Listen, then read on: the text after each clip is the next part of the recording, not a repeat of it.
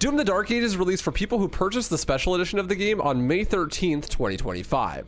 With all the legacy that being a Doom title comes with, the Dark Ages stepped up to the plate and hit a respectable double base play. With 22 chapters, half a dozen boss fights, brand new mechanics, and over a dozen unique firearms, this game is massive. And on May 23rd, he would beat the game in under an hour.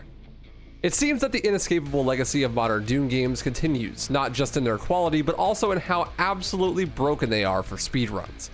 Of course, after only the first day, speedrunners had completely shattered Doom the Dark Ages. Since release, a lot of stuff has been discovered. Even though it was only 2 weeks ago, everything from movement techniques, wall clipping, weapon tech, infinite ammo, invincibility, and even teleporting has been discovered. When writing a brand new game for speedruns, there are a ton of factors that go into it. Not only do you need to discover new tricks and glitches, but also route the speedrun, create rules and categories. So join me as I break down the process and share the discoveries that we, the speedrunning community, have made in Doom the Dark Ages in just the first 2 weeks. I just want to note that before we get too far into it, pretty much every person who's looked into speedrunning tech and contributed to the speedrunning community had already played the game to completion before looking for anything in particular. Some people did randomly stumble onto tricks and bugs during their first playthroughs, but the majority of the first 24 hours were spent playing the game totally normally, completing it and enjoying what it has to offer. I myself had already beaten the game on Nightmare difficulty and at the 130% speed, with most of the sliders for difficulty turned all the way up by the time I started looking for speedrun stuff. Speedrunners are often the biggest fans of the games they speedrun, having played them casually sometimes dozens or even hundreds of times before attempting to speedrun them. Well, at least when the game isn't brand new. When that's the case though, they always make sure to get at least one playthrough through before they start breaking the game. But even then, speedrunners usually won't bother to route glitches or hunt tricks in a game that they don't enjoy playing normally. Otherwise, what would be the point? I just wanted to point this out because I see a lot of rhetoric from people who don't really understand speedrunners saying that they just don't understand how to play the game normally and don't normally enjoy it. 99% of the time, that is not the case. We enjoy speedrunning these games because we enjoy them normally. Enjoying them normally is the gateway to speedrunning. With that being said, let's see what speedrunners happen to discover about this amazing new game. On the very first day the game had come out, when only a few people had even started looking at speedrun tech, Seeker had discovered that the weapon wheel broke the game. Again. Of course. The weapon wheel in the modern Doom games is an addition that is interesting, because the games center around using a wide variety of different weapons, and there isn't an easy way to switch between them if you're playing on controller. Of course, PC players will just map a key on the keyboard to each weapon, and then if they want to switch to a specific weapon, they'll press that specific key. But the game sells on consoles too, and they need to switch between weapons as well. The weapon wheel seeks to fill this purpose, allowing players to bring up the wheel on screen and then flick the analog stick to a weapon they desire. This is a good workaround for the controller's limitations, but it comes with some drawbacks. In order for this to compare to switching with a keyboard, it needs to be a bit more balanced. They do this by making the weapon wheel slow down the game speed while it's held open. This way you have a bit more time to select a weapon before combat begins again. This is where things start to get a little bit broken. If you don't know, in all 3 modern Doom games, the weapon wheel is a key component in the any percent speedrun. In Doom 2016, you can shoot the BFG and then open the weapon wheel. Time freezes, but the BFG does not wait for anyone, not even time. So it just continues to do damage even though everything is frozen still. This allows players to kill whatever they want with one BFG shot by freezing it in the air. In Doom Eternal, basically the entire game is skipped by a trick called a slope boost. The weapon wheel slows down time here as well, but when on a ramp, you get a bigger jump, and by mapping scroll wheel to jump and using the weapon wheel's slow down time, you can stack as many jumps as you want, allowing you to fly across the entire map at will. I would have figured that because of all the ways the weapon wheel broke the game in the past, that developers would have debugged the shit out of it this time around, learning from their mistakes. And I suppose they probably did, but they definitely have failed. In their defense, this time around, it's a subtle thing that can be hard to find, but that doesn't mean that it isn't impactful. In Doom the Dark Ages, if you hold open the weapon wheel, you could just walk through walls. Yep. It's slow and not very flashy, but if you just move in the direction you're holding while holding the weapon wheel, it pretty much ignores all collision. So if you have enough patience, you can just skip entire levels by holding W. The very first big application of this was on the level Siege. It's a huge semi-open world area where you're able to go around and kill a ton of demons. There are even some mini boss fights in this level, and on average it takes a normal player upward of an hour to complete it.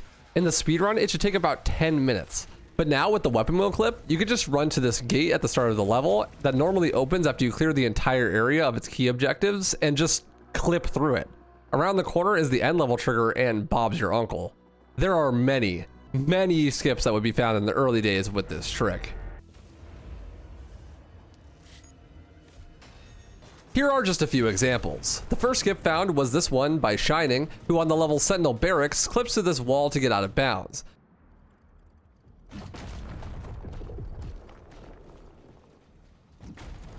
Then he does some out of bounds movement to hit a death plane that kicks him back in bounds. This skips most of the first half of the level.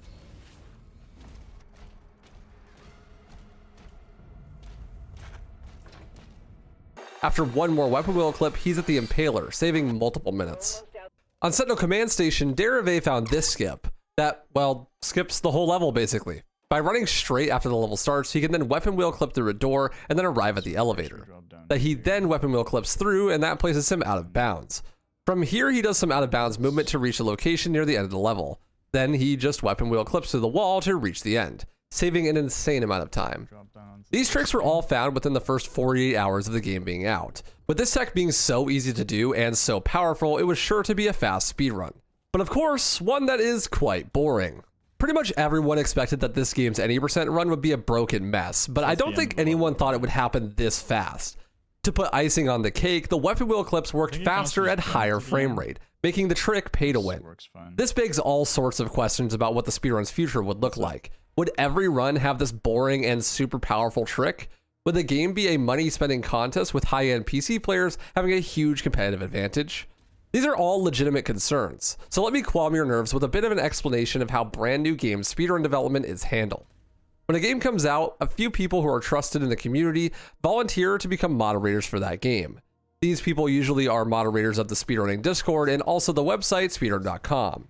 Speedrun.com is where pretty much all speedrun leaderboards are hosted, and so it's the key place for all things speedrun related. It's commonplace for moderators nowadays to set up a speedrun.com embargo for the first 3 to 4 weeks after a game's release. This basically means that there are no leaderboards during this time, so you cannot submit a speedrun. This is for multiple reasons. The big one is that because the game is so new, it's impossible to tell what sort of rules a speedrun for this game would need. In the case of Doom: The Dark Ages, because higher frame rate makes weapon wheel clipping faster, it's pretty much mandatory that the game has a frame rate limit.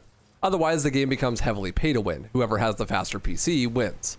To combat this, any submitted runs must have a frame rate cap at some number, but not every game needs that, and what number to cap at is something that needs to be deliberated on by the community. Another good reason to have this embargo is so that there isn't a huge incentive for people to try to do day one world record grind speedruns. It gives people way more time to enjoy the game and feel like they don't need to directly compete with each other right off the bat. Any run done would ostensibly not be the official world record until the leaderboard is up, making it so that there really isn't any objective claims to fame yet. With more and more tech and info coming out about the game every day, it makes sense that they would need some time to talk in the community and come to a consensus about rules. In addition to this, there is also a time period where categories are discussed. If you don't know, speedruns aren't a homogeneous thing. There are many different types of speedruns, just like there are many different types of foot races. For example, you have a 100-meter dash, the 500-meter hurdles, and the marathon. They're all separate races with separate rules, but the goal is the same: complete them as fast as possible. In speedrunning, this often manifests as categories. You may be familiar with some of them, like any percent, glitchless, 100%, all bosses, or no major glitches. What categories a game has is entirely defined by what the community wants to run. So in the case of Doom: The Dark Ages, there's a large contingent of people who want to run pure any percent, completing the games by any means necessary as fast as possible. There is a large contingent of people, though, that don't want to go out of bounds and think the weapon wheel clipping is lame. And while we're still pretty far out from the embargo as of now, we do know that at the very least there will be more than one category because of this weapon wheel clip. The category that I like in Doom Eternal was called Restricted, meaning the tech you can use in that category is restricted. Basically, we just make a list of glitches and tech that we don't like in the category and ban them. We aren't sure exactly what the list will look like for Doom: The Dark Ages yet, but we are sure that weapon wheel clipping would be on it. So no, not every speedrun will be doing this trick, and I will definitely be covering both categories in my content. In the early days though, it does make the most sense to focus on breaking the game as much as possible. Focusing on any percent teaches you a ton about how the game works on a fundamental level, and that information will be used to inform not only the rules of the game itself, but routing and strategy ideas for every category. It makes sense, right? Knowing exactly what is required to beat the game helps with beating the game in other ways as well. While the game was getting absolutely blasted open, it was still a long-ass game. For most players, it was upwards of 18 hours long on a first playthrough. So even with clipping through the walls in pretty much every level, it was going to be a long run, and in no short part because of the dragon and mech sections. Both of these sections don't allow you to use the weapon wheel, so the tech was out the window. If you wanted to skip these long-ass sections, you would have to find another way to do it. Thankfully, the dragon levels are all outside, and it is much harder to make sure that your collision has no holes in it when you can fly around the outside of it with a dragon. Derive found this skip on Holy City of Aratum, skipping the vast majority of the level. By flying the dragon under the map and then back in at a later point, you could skip most of the dragon combat and flying encounters. Derive would be the first person to do a full game speedrun. He implemented many weapon wheel clips and this nude-bound dragon skip, achieving a 2 hour and 29 minute time. It was still a super long run, but it was sure to get faster every time someone attempted one. This would not be the only dragon section, but as I am writing, there isn't any more skips using the dragon. On the other levels, some major progress has been found with some bigger skips, like Impaler skip being found by Cryptic.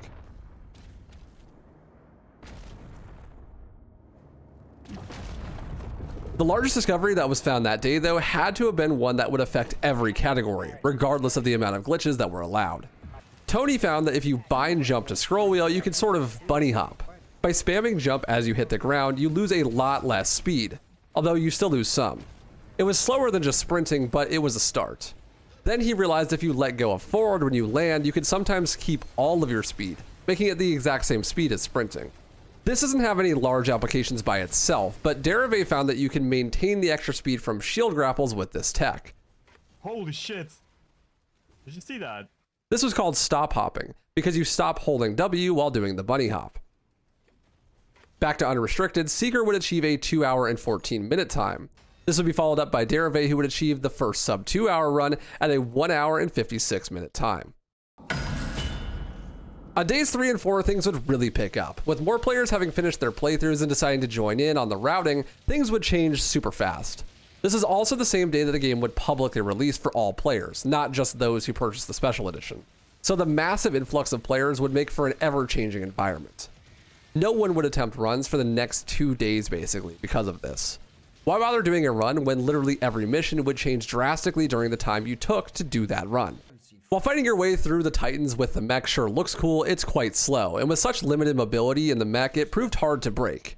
At first, until BGB found this trick.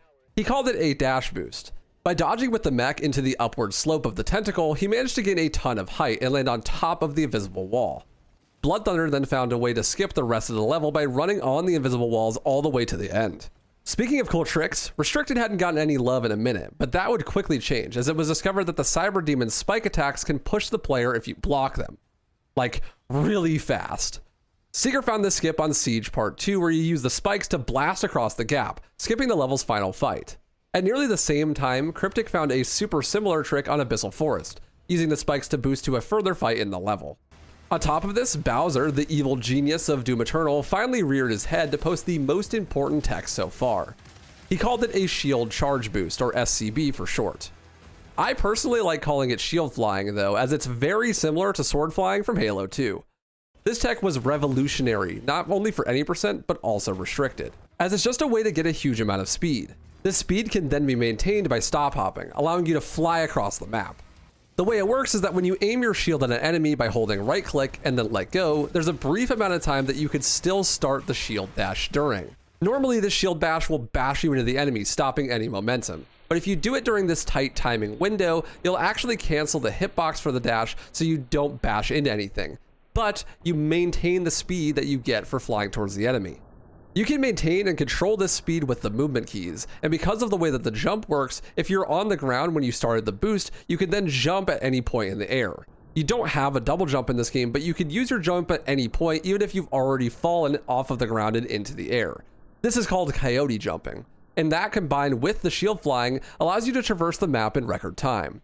The catch for this tech though is it's a bit specific. The timing on the inputs is really tight, and you have to have an elevation advantage against the enemy that you boost off of, otherwise you don't get very much speed. Even so, there would be an insane amount of important implementations to this trick. The first implementation that would be really important would be on Sentinel Barracks. Normally you have to jump down and across this gap into an arena where you fight a ton of enemies before a wall opens up, allowing you to progress down a few bridges. If you shield fly off the soldiers at the bottom of the bridge though, you could do what's called a trimp. A trimp is where you're flying at high speed and then slam into some sloped geometry. This combined with a bunny hop can cause you to fly much further than before and often much higher. Using this, we bounce off of the planters in this area to skip right over it, flying towards the bridges. If we keep our bunny hops, we can land all the way down here, where we're perfectly set up for another shield fly that sends us all the way to the bottom. This is around the time that I would be the first person to do some restricted runs. My very first run would be a 3 hour and 43 minute time. In my run though, I decided to do something that we haven't talked about yet, but we probably should, and that's the adjustable difficulty settings. In Doom the Dark Ages, when you boot up a new game, you can of course select from the many default difficulty options, from Aspiring Slayer all the way to Ultra Nightmare Permadeath. On top of this, however, is the additional difficulty sliders that allow you to fine-tune your experience. You can manually tweak the settings for nearly everything, from enemy aggression to projectile speed, and most importantly, game speed. Game speed is a setting that literally lets you change the speed the game runs at. As it stands, it's not entirely clear what people's takes are on these adjustable settings when it comes to speedruns. But I know one thing for sure. I want to play at 150% game speed. It's the highest possible setting, and I personally think it makes the game way more fun, requiring faster reactions and taking away a lot of the tedium in the slower sections, as well as being an overall better test of skill. Game speed is huge for making the run fun, in my opinion. On top of all that, because the game is so long, increasing the game speed will make the speedrun a lot shorter, which is nice for people who have lives and want to do other things in their day besides a 5-hour speedrun. A run done at 100 speed that is 4 hours long would be 2 hours and 40 minutes at 150% speed.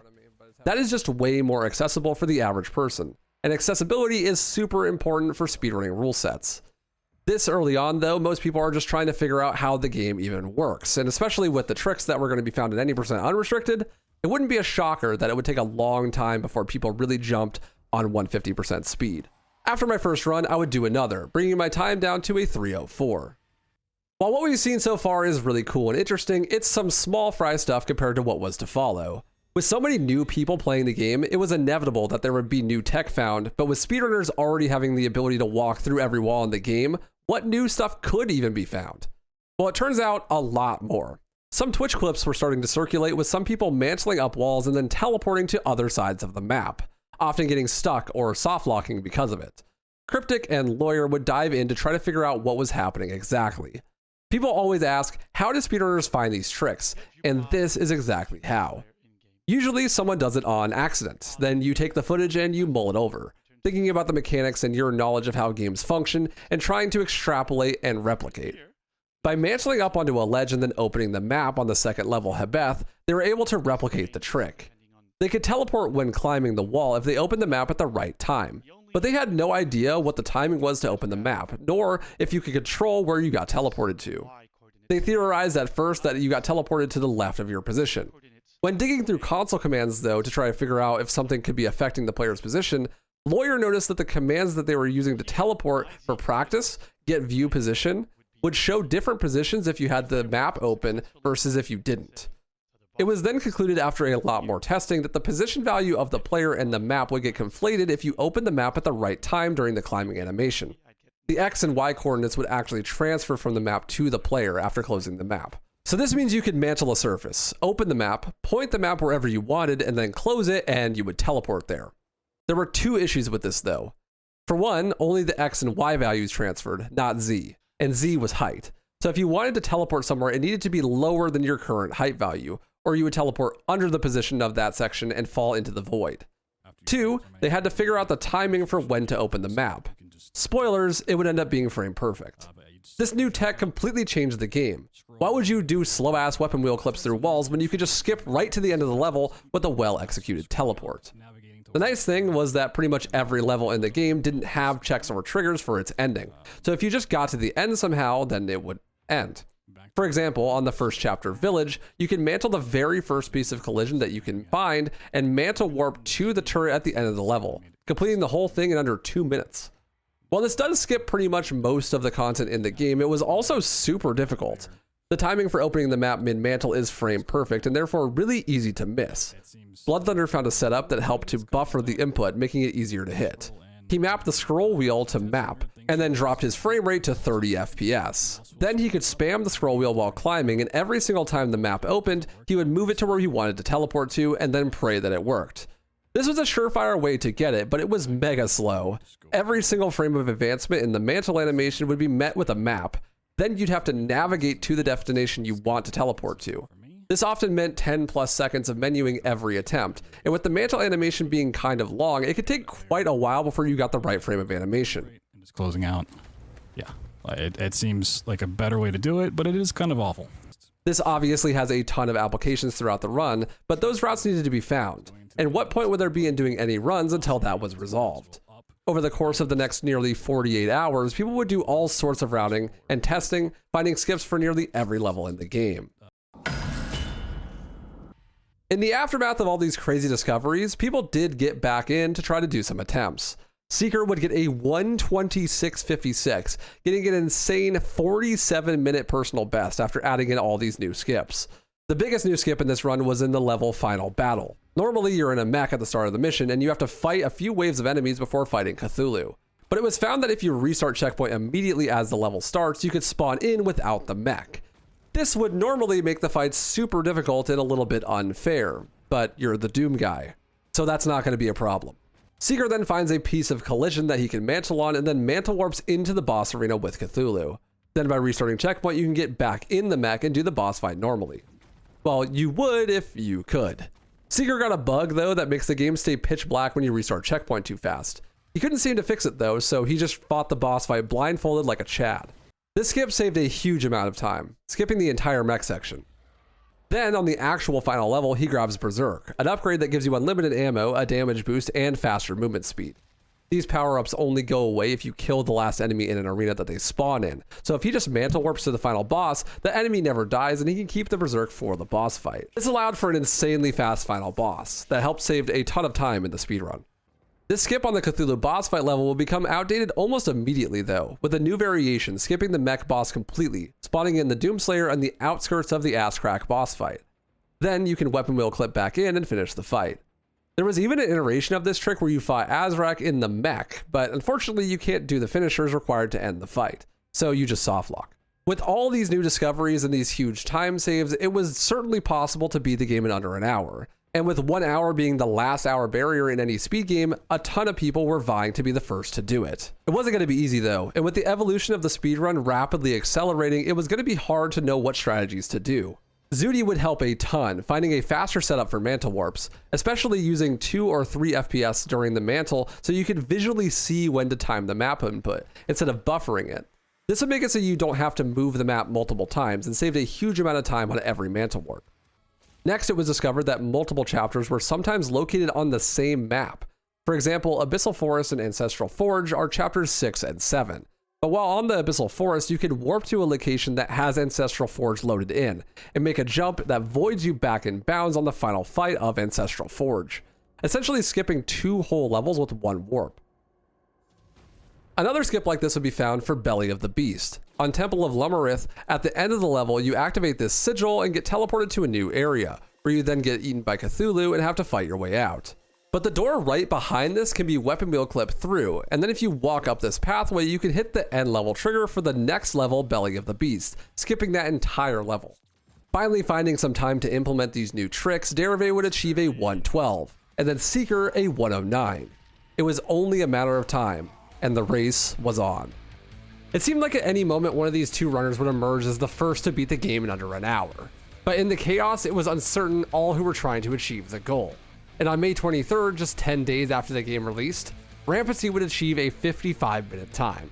Seemingly not even in the race, the glitchy game God Gamer, who is the undisputed legend of Dead Space 1 speedruns, would come in and say, and I quote, "I didn't really even watch other people's runs yet, so I have no idea." Just from learning a new strats posted in the Discord and adding a little bit of his own, he had rerouted any percent, shattering the game's last hour barrier, at least for unrestricted. And the craziest part was that it was done on 100% speed. Pretty much all of the unrestricted runners were playing at 100% speed, as all of the mantle warp setups were also found at 100% speed. And with the trick being frame perfect, playing at a faster speed would make the window even smaller. At this point, for any percent unrestricted at least, the last hour barrier had already been broken before the official leaderboards were even up. During the community setup of the leaderboard, many talking points had been discussed amongst the community. There was going to be a frame rate cap so that the run would minimize the amount of pay to win. This cap was negotiated to be 200 FPS. This is less than Doom Eternal's, whose cap was at 250, but still rather high to allow players to receive the benefits from playing at higher frame rates. Not just faster weapon wheel clips, but more consistent stop hops and better mouse feel. On top of that, the game's timing rules have been solidified with an automatic timer created to pause on load screens and stop between missions, allowing for breaks for the players and eliminating as much pay to win as possible. The last thing to discuss was the adjustable sliders for difficulty. It was decided that, at least for now, adjusting the sliders would not be allowed, except for the case of game speed. Game speed could be adjusted, but playing with adjusted game speed would have a filter on the leaderboard, meaning players who wanted to compete at an altered game speed would be able to, but players who didn't want to would not have to compete against players who did. This cleared up anything that needed to be established, and on May 29th, the leaderboard would become public, making any submitted runs officially the world record now. For now, the leaderboards only have any percent unrestricted, as that's the category that the established rules were made for thus far. But the community now seeks to explore restricted. A much more nuanced and delicate conversation is to be had there. As of today, Shining is the world record holder at a 45-minute time. There is no better time to be a part of the speedrunning community than when the game is brand new. There's always new things to discover and new people to meet. It's a crazy good time. I've had a blast in my first few weeks of Doom the Dark Ages, and I look forward to many more. Next time I'll be covering Restricted, as that is the category I'm more interested in, and following its journey to becoming a real category, as well as its optimizations along the way. Also, just a huge shout out to everyone in the Doom Dark Ages speedrunning community who has found amazing tricks, glitches, and insights, as well as helped navigate this amazing process that is creating a new speedrun from scratch. Thanks so much for watching, and stay stylish.